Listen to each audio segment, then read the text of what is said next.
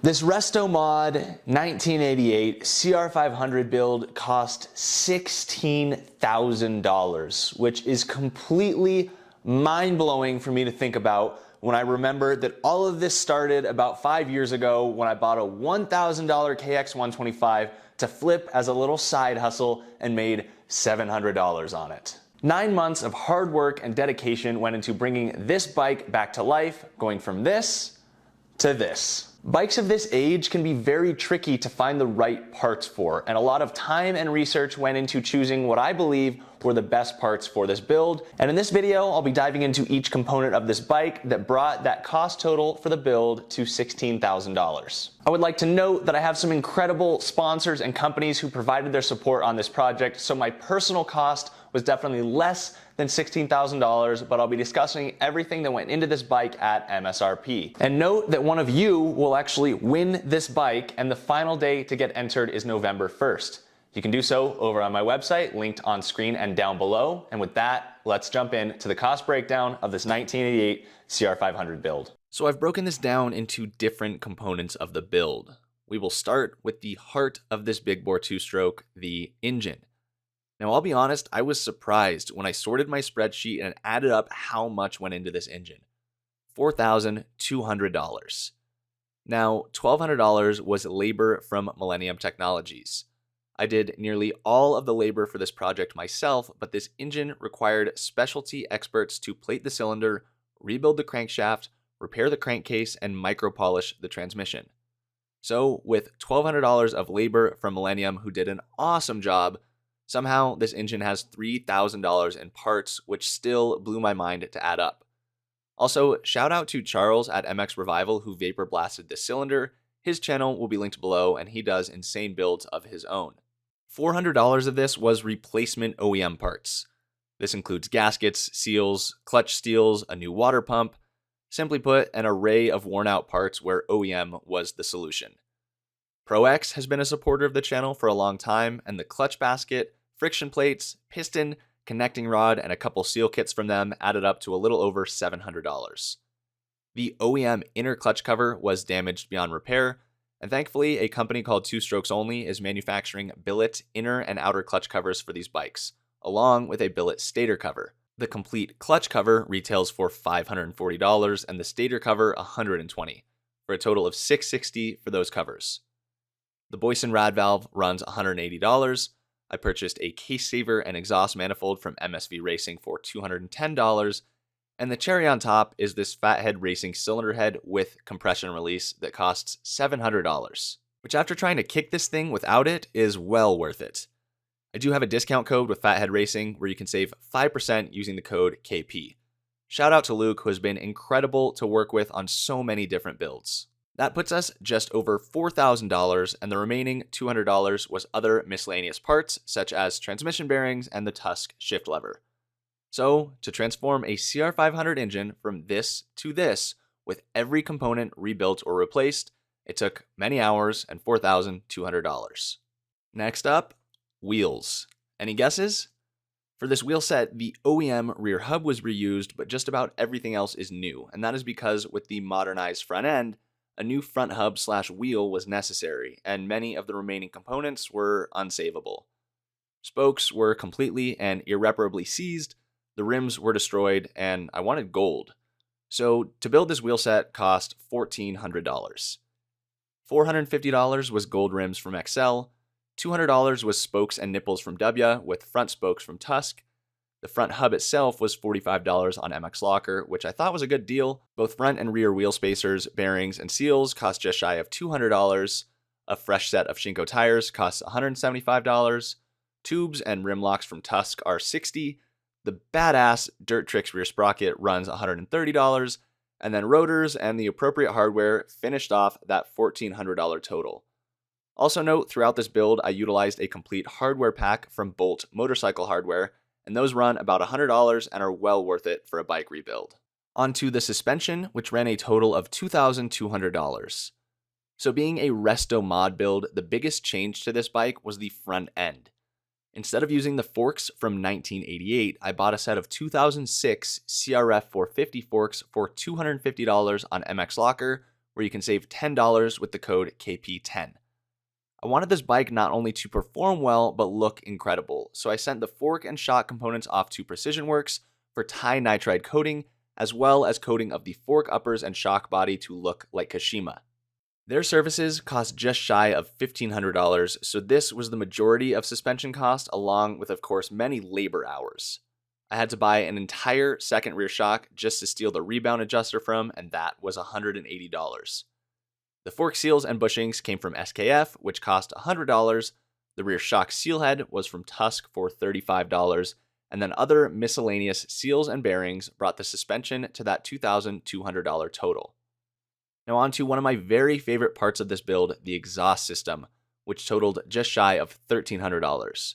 Now $886 of that is the Hyuga Performance exhaust, which is a stunning handcrafted cone pipe built up in Canada, and I am so fortunate to have Hyuga on board for this build, as I truly don't think there's a better pipe out there. Not only does it look insane, but the fitment was absolutely perfect. I bought this Pro Circuit silencer for $150, and then each of the OEM hangers, rubbers, etc. necessary to mount this exhaust system were another $125.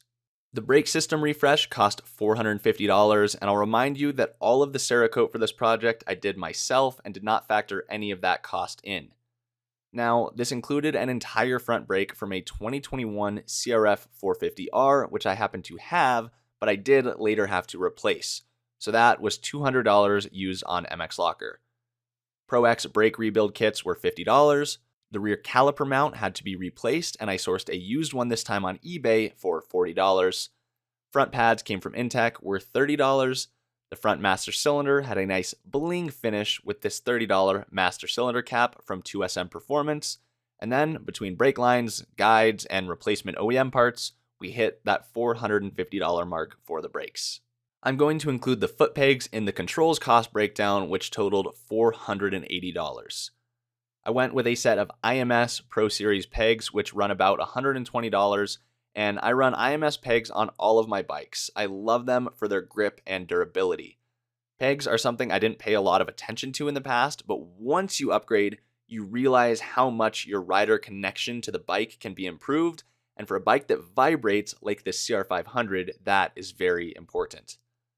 A new set of Pro Taper bars ran $80, ODI lock-on grips $25, Tusk bar mounts and the respective hardware and new rubbers ran $40, and I did end up buying an entirely new throttle assembly after a lot of effort to save the old one.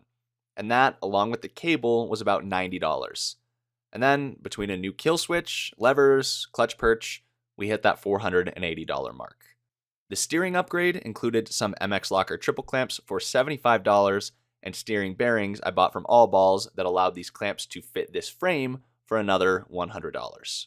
I had about $270 and countless hours into the radiators, which I won't go too far into, but the aftermarket radiators themselves were only $55, but they didn't work. I paid Will $150 to modify the left radiator to fit, and then with that, hoses, rubber grommets, and clamps brought the total to $270. The drive system ran about $330 with a $150 Excel chain, a $75 used eBay splash guard that I dyed black, $40 in chain rollers, and $70 into the chain guide and slider. Now for plastics and bodywork, I spent about $350. The plastics themselves were $175, including a mud flap. The swing arm decals were $35, the replica badge for the frame was $30, and to be honest, Decal Works was able to create some custom decals for me here, and I didn't factor that cost in, as I'm not sure what they would have charged, but they did a killer job, and I've been fortunate to be working with Decal Works for many, many years now. So if you're in need of any custom graphic solutions like this, I would not hesitate to reach out to them.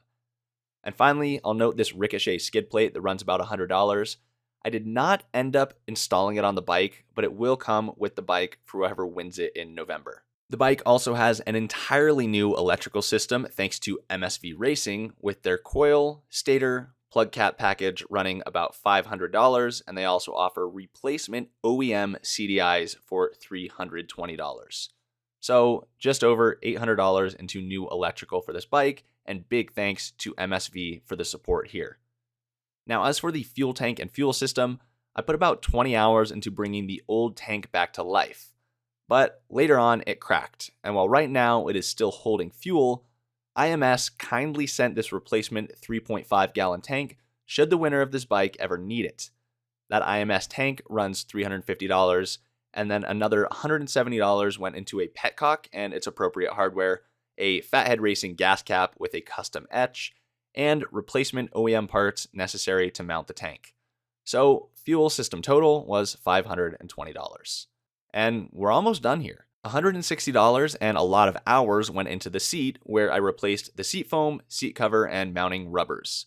Bringing the swing arm and linkage back to life cost $240, with a replacement linkage knuckle costing $40 on eBay as the original had cracked, and most of the cost being new bearings at $200. And finally, the intake system, which I will lump the carb into. An aftermarket air boot cost $125 and was absolutely necessary as the original was hard as a rock and cracking. An air filter for this bike ran $40, and then of course the Smart Carb SC3, which retails at $850 for this bike and is a truly incredible product that has certainly contributed to how amazing this bike runs. So that is a complete breakdown of how this 1988 CR500 bike build tallied up to a cost of $16,000.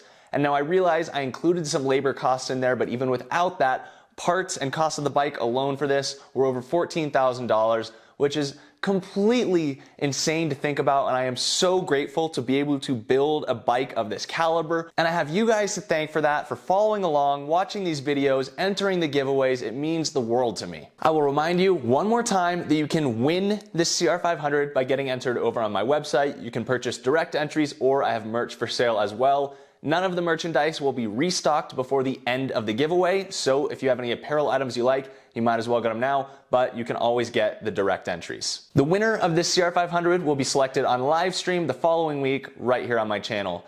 And links to the incredible companies who supported this build are all down below. My parts for this project came from all over the place, but my go-to website for dirt bike parts is Rocky Mountain ATVMC, who also provided an immense amount of support for this build. Should use my link down below. I earn a commission on your purchases, which is another great way to support the channel. With that, I really hope you guys enjoyed this cost breakdown video and found it interesting to see what goes into a build of this caliber. Thank you guys so much for watching, and I'll see you with the next video. Ring, ding, ding, ding, ding, ding, ding.